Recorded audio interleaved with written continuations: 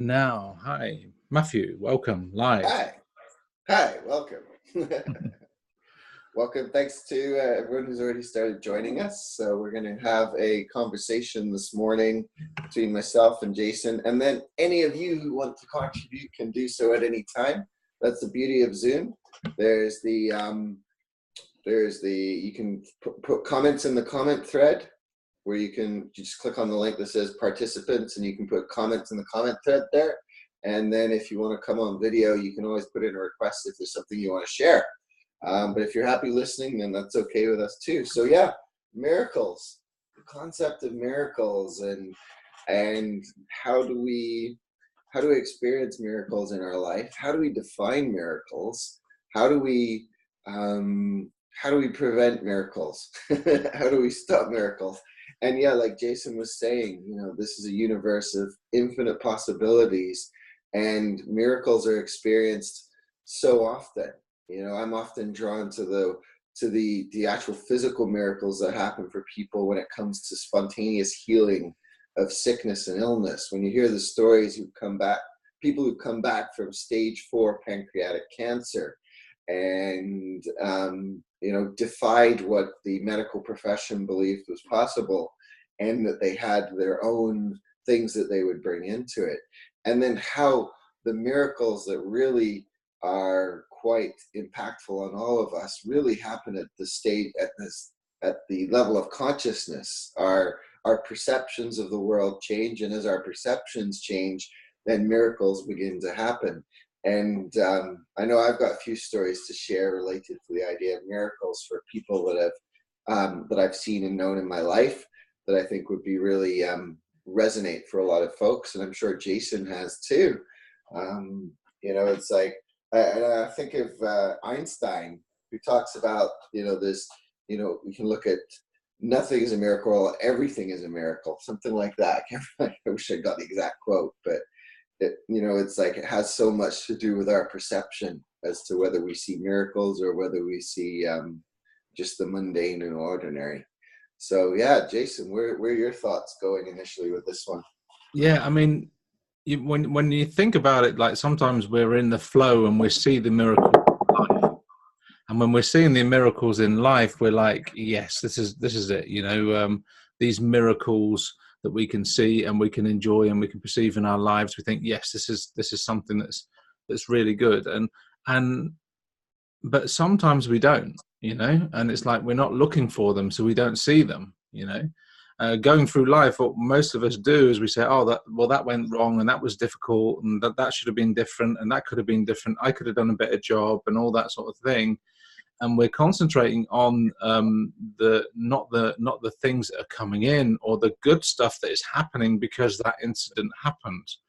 Let's put it this way. A lot of us, I was having a chat to my guide about this, and one of my guides said to me, yeah, everyone worries about when their car breaks down and then they'll have to buy a new car. But do they ever celebrate that new car? Like, no, because you really should be celebrating the miracle of, hey, I'm allowed to buy a new car and I'm allowed to have something new. So in life, what we do is we tend to give more energy towards the negative things that are happening within our life, instead of saying, hey, wow, because that happened or because that broke or that changed or I had to move my job, you could come out into something that was a lot better and a lot better for you.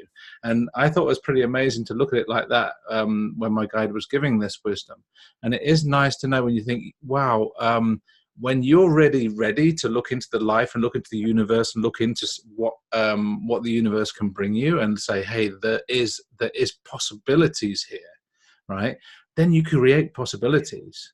It's like, there's no such thing as instant mediumship. There's no such thing as instant spirituality, and there's no such thing as instant healing. But if there is a belief, then healing can follow. And a belief in yourself and mediumship, then mediumship can follow. A belief in your own spirituality, then spirituality can follow.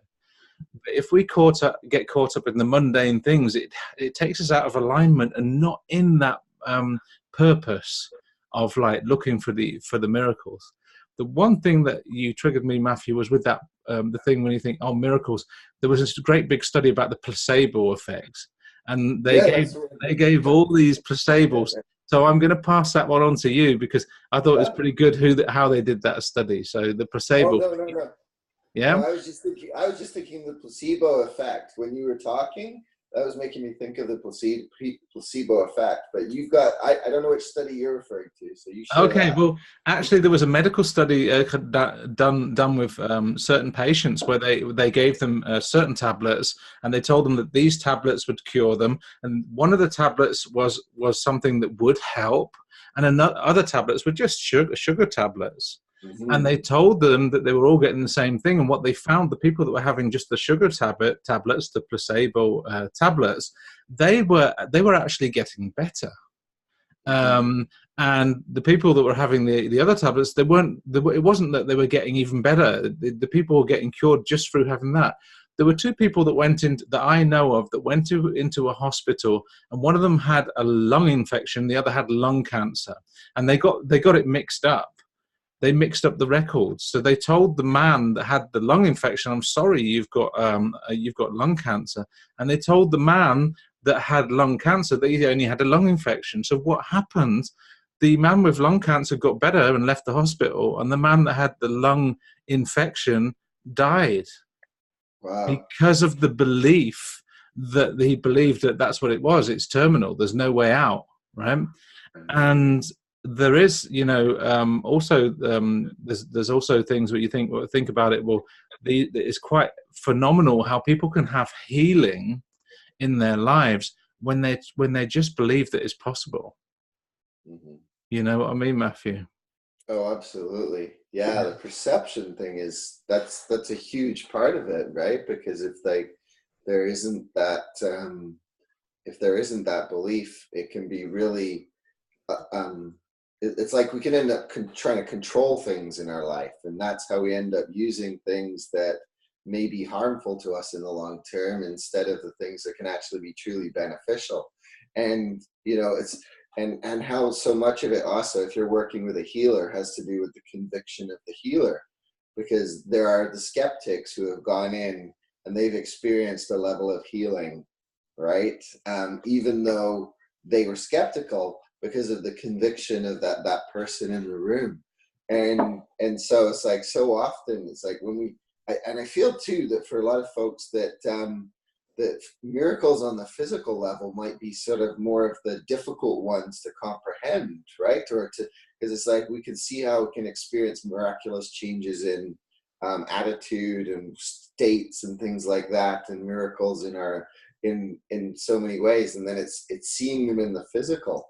And if you watch the documentary Heal, or if you talk to any of the holistic practitioners, something that they also talk about that is um, so key to miracles is one of my favorite topics, which is the topic of forgiveness. And so often in my life, I witness miracles, and I witness the miracles in the lives of others, where they've had fractured relationships and they've done forgiveness work, and then something unexpected has happened in that relationship, or where people were so set up, like they're carrying resentment of the past about people who owed them money, or that of businesses that didn't go according to plan and things like that. But when they did the forgiveness work, it was like there was miracles coming into the present moment, and they opened themselves up to abundance in other ways, right? And experiences in other ways. And so there's something really, really powerful that happens in that. And I would say it's like, yeah, the curing of cancer and those things can be really big miracles, but we can all experience miracles today, right? And I would pose that today as like, yeah, what are the miracles in my life today? Just the other day I was talking to somebody, and she was holding a little bit of resentment to a store owner, because this store owner, she'd gone in there a few months ago, and the store owner had lost something of hers. Just it happened to be a USB stick, had lots of important stuff on it, and this store owner, and so she was kind of holding on to this resentment. And the other day, she'd waited long enough, and she's like, okay, I got to go back, and I gotta go and talk to him. And I was there at the time, and I was talking to him about something else, and he went to go and look for a camera for me, and it took him about 10 minutes to find it, right? And it was just like, because he had so much stuff everywhere, and it's like, oh my gosh. And now we're going to be looking for this USB stick that's this big. The camera box is this big. She's looking now. And so while he's looking for the camera, I turn to her and I say, now might be time for some good forgiveness work, right? And so he comes back, and so she says that she's looking for this USB stick. And he kind of has this look on his face, kind of like, well, you saw how much trouble I just had trying to find this big box. Okay. But you could see he felt really guilty. So he went across and he went into this other room. And bear in mind, he'd spent time looking for it before and just couldn't find anything.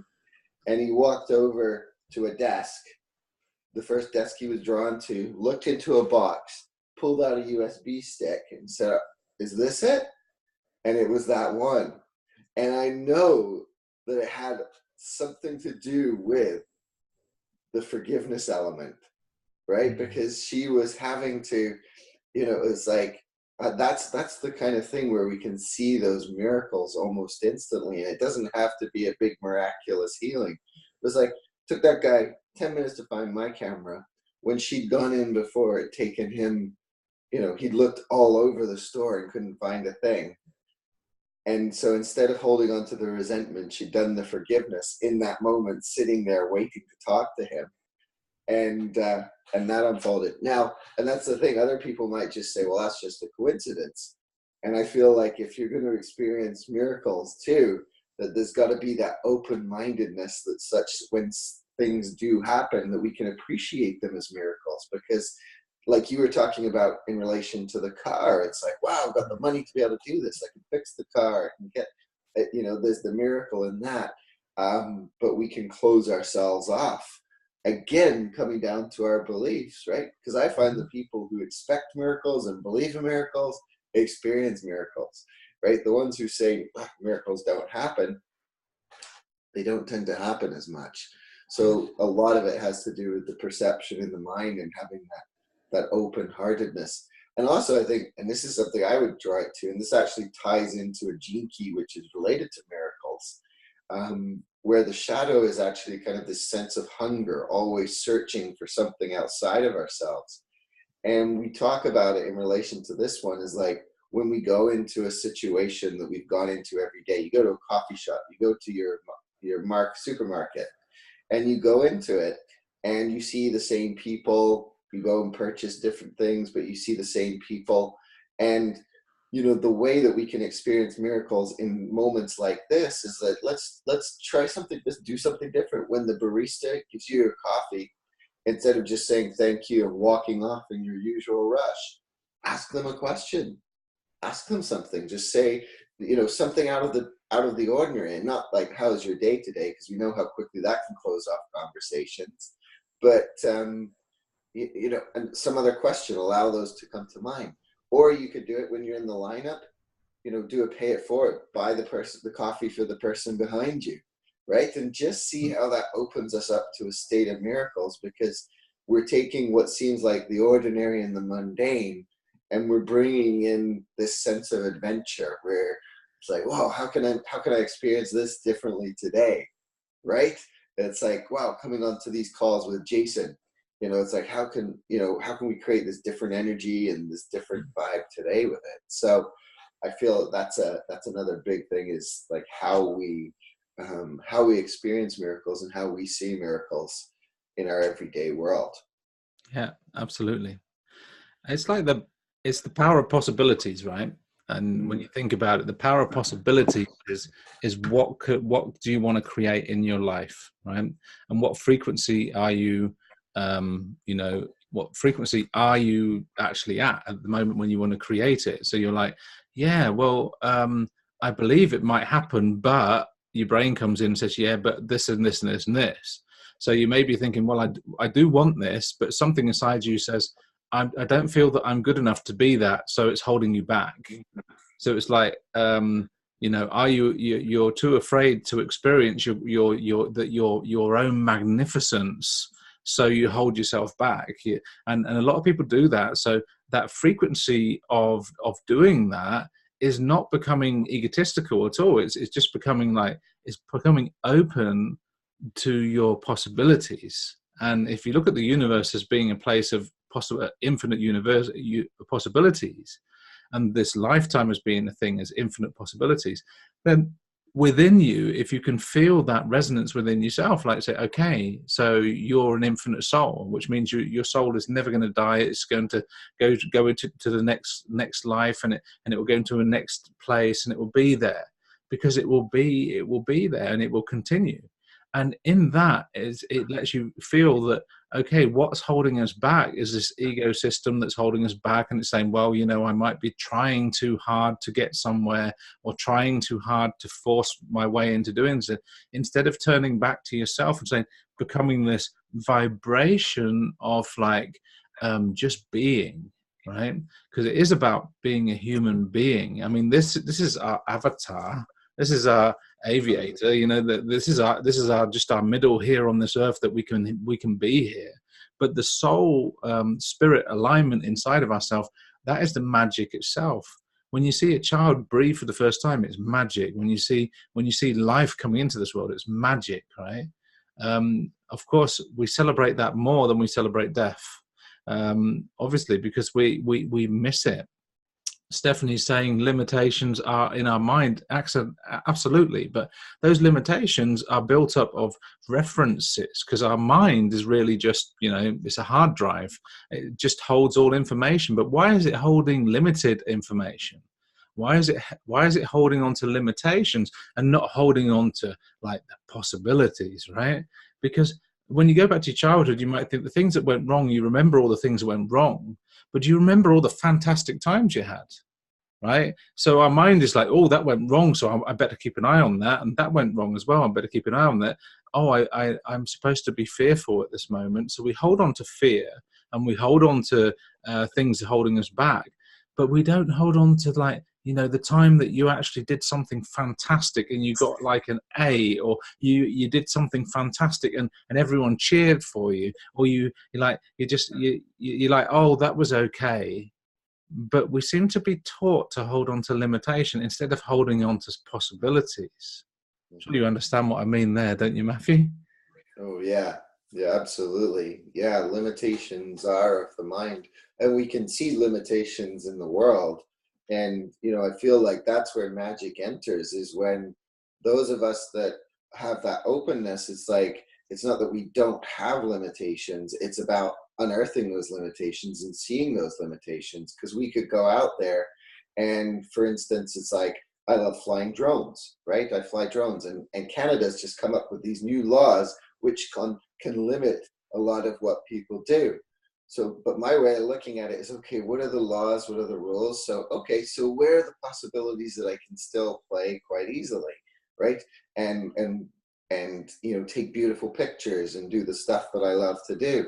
And so it's like, we can either look at the limitations, and the limitations can take us down, or we can look at those limitations and begin to bring an element of magic into them. And so the same thing with our mind is, yeah, it's like we can look at that. We can, when we notice the limitations, and sometimes it's other people noticing the limitations for us, right? Because it's like, we live in our world where we're controlling our existence through our perceptions. And then we can, I think, like Stephanie, I just saw it pop up about, you know, love or fear. And so it's like, if we're holding on from a place of fear, right, we're afraid to lose something, or we're afraid something isn't going to go the way we want it to, or we're afraid of something bad happening, right? It's like we can hold on to that through fear. And I've done this in my own life. It's like I've noticed that place where I would tighten up, and it was always in the stomach for me. I'd notice that tightness, and I'd just be like, okay, let's drop into that. What's that tightness about? Because there would usually be a limitation in there, because my mind's trying to control the situation, and then we can relax and just release. And then then there's this sense of freedom within, right? And it's like when we sense that freedom within, then suddenly, you know, what becomes possible? I mean, look at Nelson Mandela, and 27 years, I believe it was, in that prison cell, and what he did with that time, and who he was, and what he became after he came out of there, right? He was a transformed man, but still a very powerful man that came out of there. Well, became president of South Africa. And it's like he did not let that prison cell confine him or limit him, and limit was what was possible. And he helped to transform so much of what South Africa was about through his own, you know, that state of consciousness. So there's an example of someone I see as a walking miracle, who didn't let limitations confine him.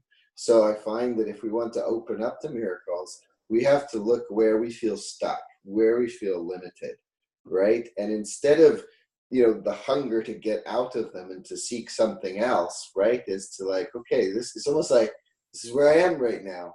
I can fight against this. You know, if you fight against being stuck, if you fight against being limited, you'll just stay there, right?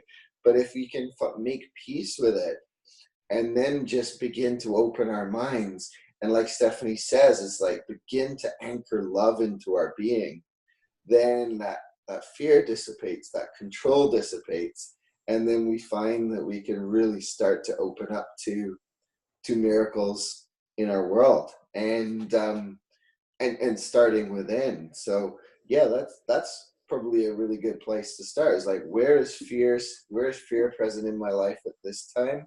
Where do I feel stuck? Where do I feel limited? These are the places that I can bring some awareness and allow miracles to start to come in. In terms of Gene Key terminology, actually, if anyone is a studier of the Gene Key, look at the 60th Gene Key. The shadow is limitation, and the gift is realism, which is about bringing that sense of magic into this world.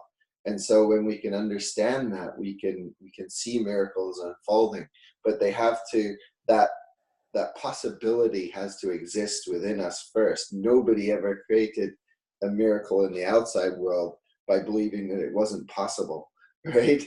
They stretched themselves, they opened their minds, they opened their hearts, I think is the big thing. And they began to witness the small miracles.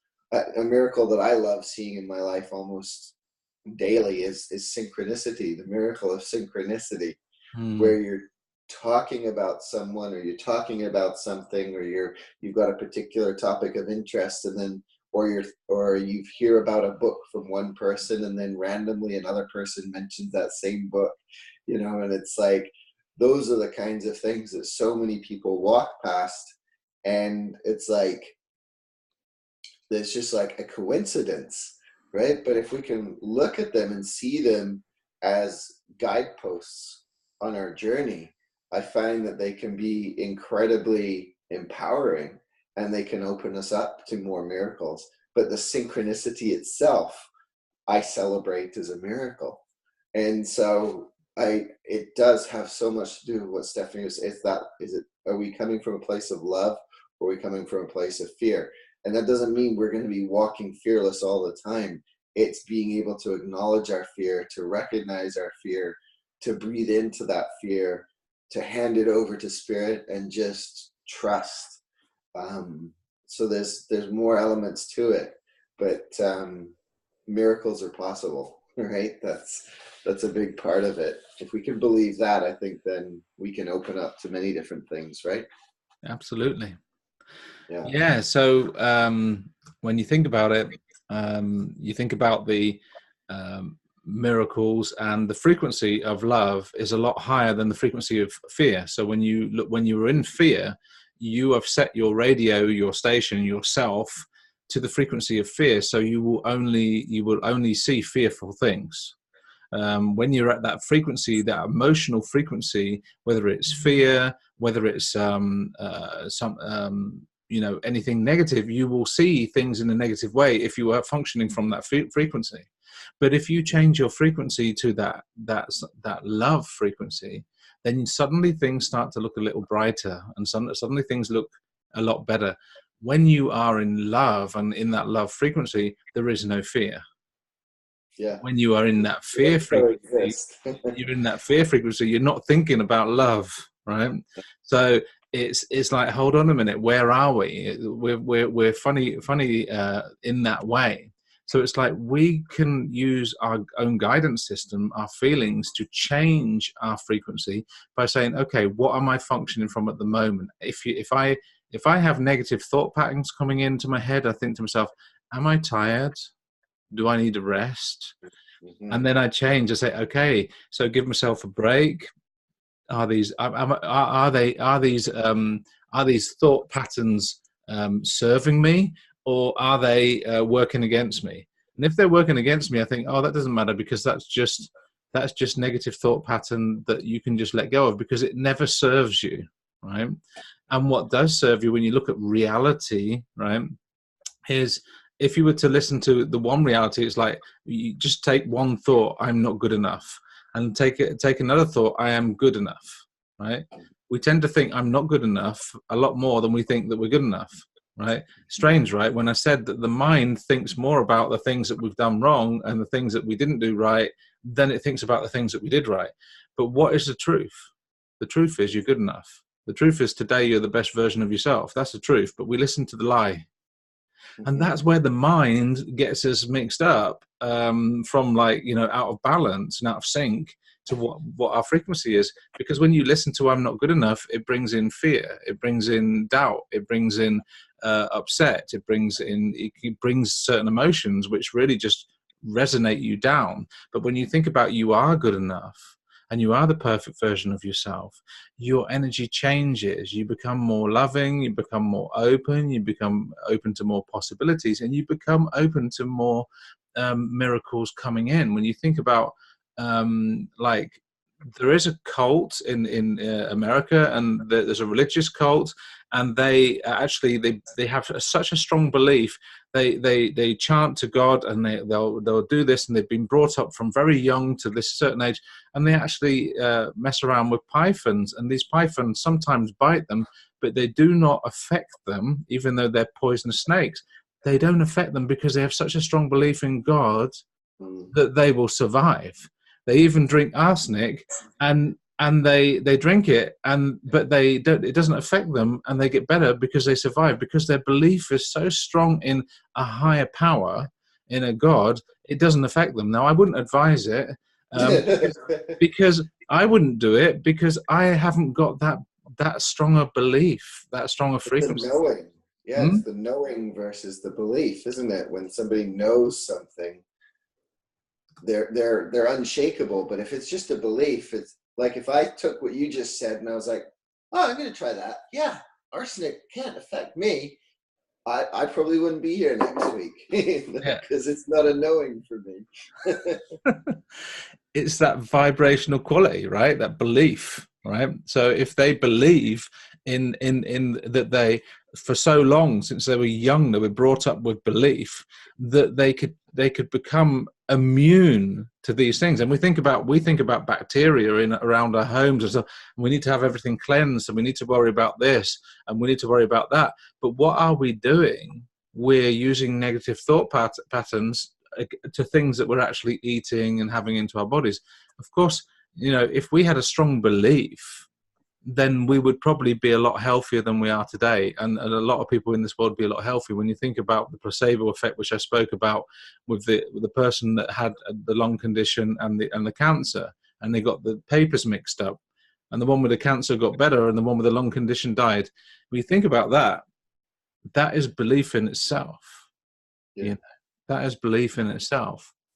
Would you say miracles are a joint effort between us and the spirit realm? That's what Stephanie's asking. Yes, well, a joint effort. I believe it can be a joint effort, Stephanie, because if you believe that you are being helped through the spirit realm, then you are being helped through the spirit realm. The only distance between us and the spirit realm is like that much. It's nothing. nothing. The only thing that stands in our way is our own mind and conditioning that says that there is such a great gap between us, and there isn't when you think about it. So if you believe that you are being guided, then you are being guided. It's as simple as that. And I find more and more that people believe in a joint help from the spirit realm, that it happens. I mean, like we just said, the people that believe in a higher power, a God, something bigger than themselves, they have healing, and people that don't, they cause themselves to be sick. They don't help because they bring their frequency down. And I'm not saying people do that on purpose, but it is a lot to do with conditioning. Because look, what we just talked about was people that really believed in a higher power and really believed in like something that's helping them all the time, so they could drink arsenic and all that sort of thing and still survive. And then you got other people that would say, "Oh no, I've got this," and they don't get over it. They don't get over it. So I believe that help from the spirit realm, and a combination, yes, absolutely. Yeah, I totally see that, because it's like perception opens the door, and it's almost like, I think of it when you do your channeling or does mediumship. It's almost like you're dropping your perceptions and you're just open to it, and it's almost like spirit is like, okay, now we can use him, right? Now we can use him to do this good work. And also too, when it's like, even if we're thinking of me as a perception, it's like there's also the connection with us all, right? And it's like, for me, miracles happen when I recognize that I am part of this interconnected web of life with all kinds of people and connections. If I'm this isolated being that's struggling on my own, then miracles aren't necessarily going to happen. And so then it's like spirit can use me to be a miracle in somebody else's life, or can use somebody else to be a miracle in my life. And I've had many of those, and I'm sure everyone here has had those experiences. And, I'm also reminded of the words of Gandhi, who I consider was like a kind of a walking miracle in so many ways. And somebody had asked him about the anger and how he'd managed to heal so much anger in his life. And he said that, there was personal effort in there, but then there was the grace of God. Like, he could have, to unfathom all the limiting beliefs we have, to deprogram, to debug them all, it's like that could take a long time. But it could be that the ones that we're facing in that moment, the big ones that we're letting go of, it's almost like you pull that out and suddenly there's this whole string of other ones that go with them.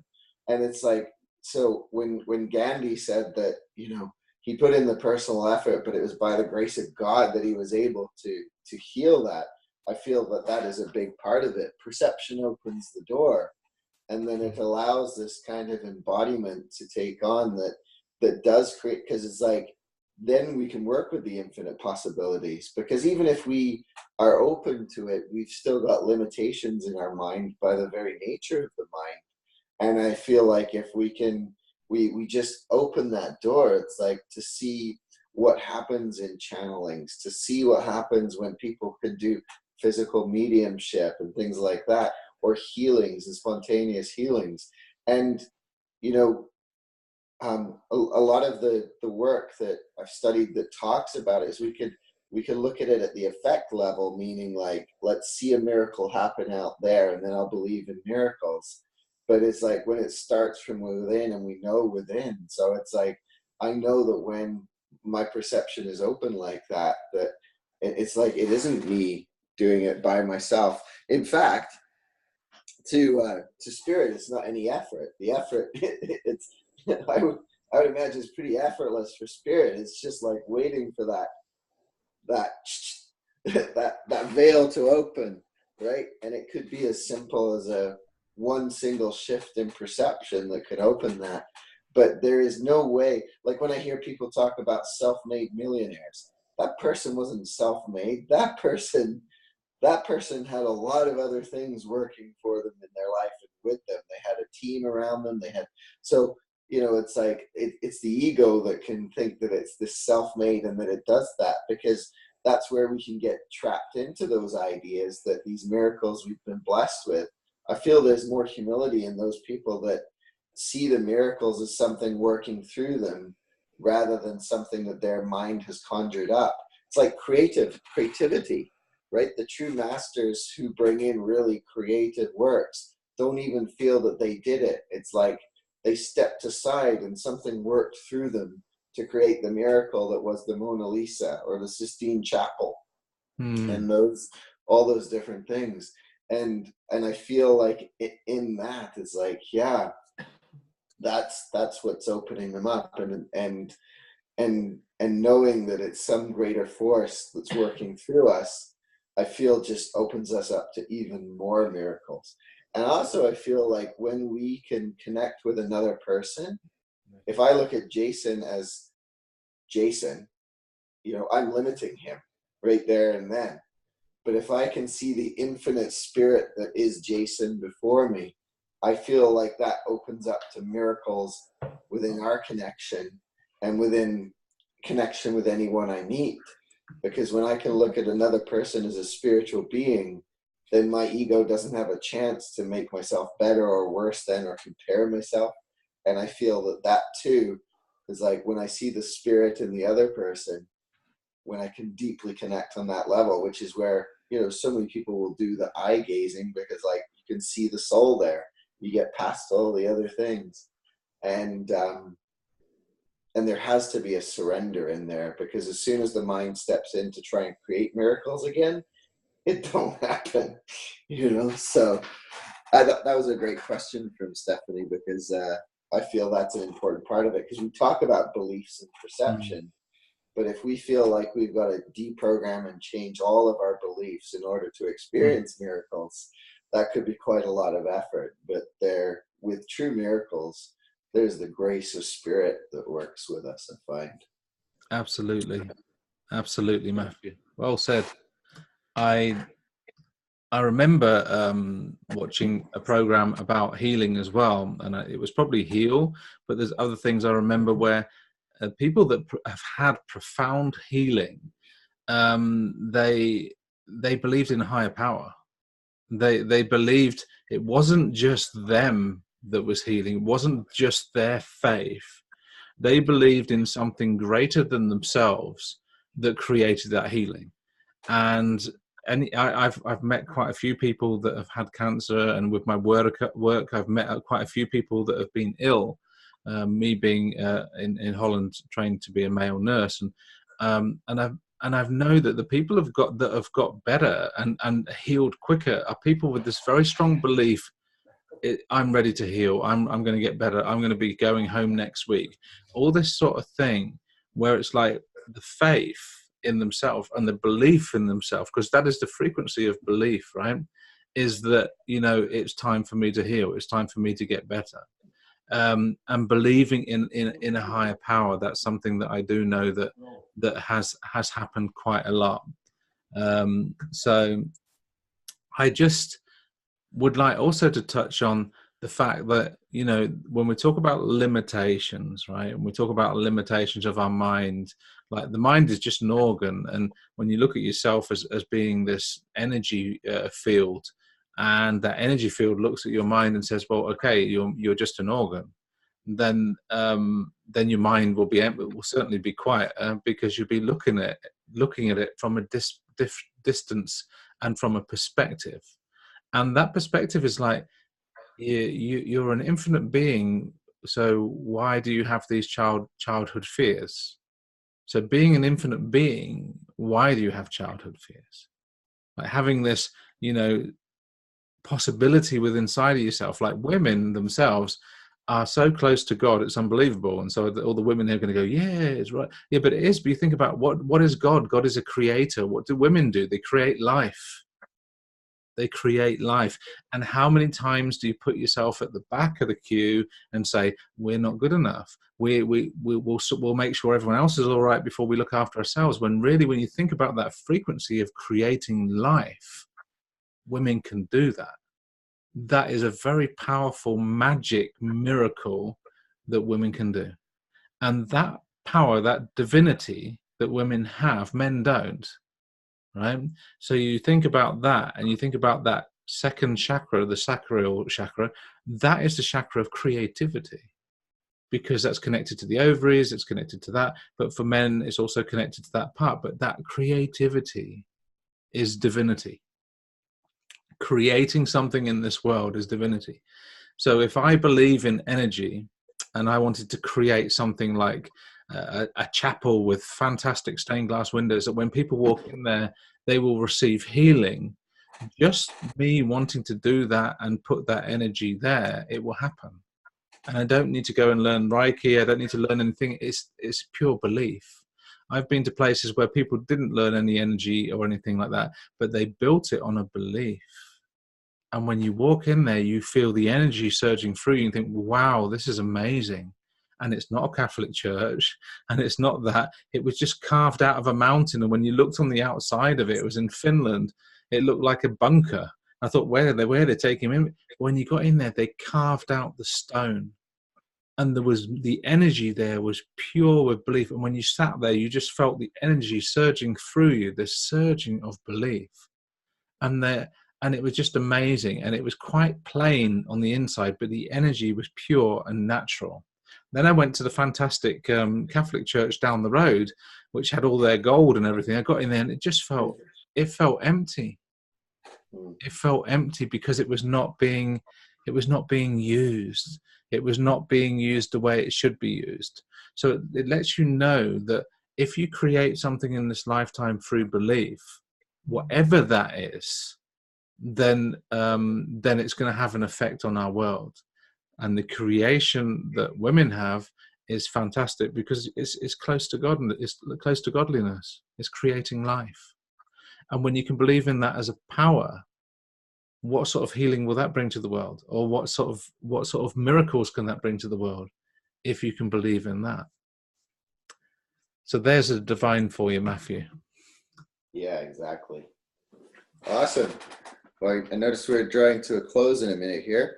If anybody does have any questions, now's a good time to pose them before we finish up.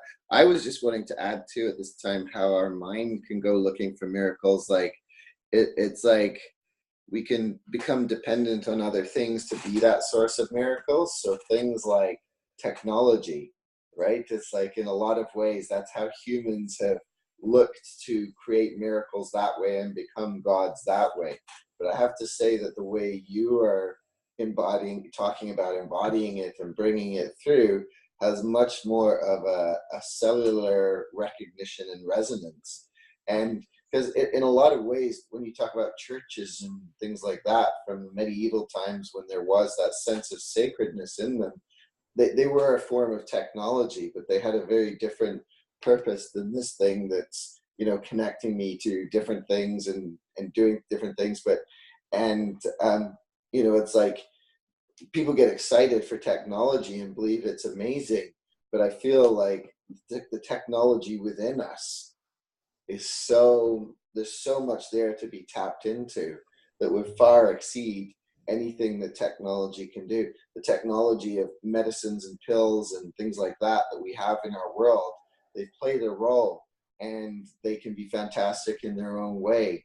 And at the same time, like you said, if somebody doesn't believe at some deep level that they can be healed, then it wouldn't matter, right? And so there's so much in it. So it's like I feel where we can leave people with today is like, where are the miracles in your existence? How can you open up to miracles? Can you appreciate and feel gratitude throughout your day for things that you wouldn't normally feel? Because gratitude, I find, can be really a gateway to synchronicity, a gateway to abundance, and a gateway to miracles. And the other thing too is like, the other one is there's somebody in your life that, is that where you're being asked to forgive, right? And in that forgiveness, that's what I could just share is that in my own life, I've gone through some forgiveness with people, and it has opened up to miracles and transformation in those relationships. And so between gratitude and forgiveness, I just feel there's many things that we could create today. So what are we willing to do to allow more miracles into our lives today? And I'd love to hear from people later on, like throughout the day. What are the miracles? What are the miracles that you start to experience as you put your attention to them? Where are the miracles that you're looking at that you never saw them before? How does the mundane day to day, how can that become a miracle? Whether it's a connection with new connections with people at work or whatever it is. So yeah, a large extent they're in our hands. And then when we hand them over to Spirit, I feel that's where it's like, I just can get blown away. Mind blown. You know? Absolutely. Absolutely. And that coming from Matthew, the gratitude dude that believes in gratitude. Faith and gratitude. Yeah, and you think about that, Matthew, and that was a miracle where you actually got to just believing in gratitude and bringing that resonance into the world. And if anyone wants to look that up, look up gratitude dance, and you will see Matthew Ashdown doing the gratitude dance on YouTube, and it went viral because he had a belief with his friend, and that belief went viral, and that is a miracle in itself. Yeah, and it's the original gratitude dance, just because there's a few imitation ones, but they don't quite have the what's the word I'm looking, the finesse that my dance has. So I always say Matthew's my friend. He's a professional dancer. Yeah, exactly. I never thought when I grew up that I would one day be a professional dancer. But if you do that dance after we've done this call, if you don't expect miracles today, after that, then yeah, I think it will open the door to them, because the ego has to step aside. Absolutely, you certainly will. So wishing you all a good day. And if you want to connect to me or Matthew in any way, and you'd like to connect to us, you can connect to us via our websites or via Facebook. We have personal and also professional web on Facebook. And also we've got, for these talks, there is on YouTube, we've got the Matthew and Jason Talks channel. Look it up and see it, but we will be sharing the videos again so that people can watch them. Feel free to join us and to follow us on Facebook.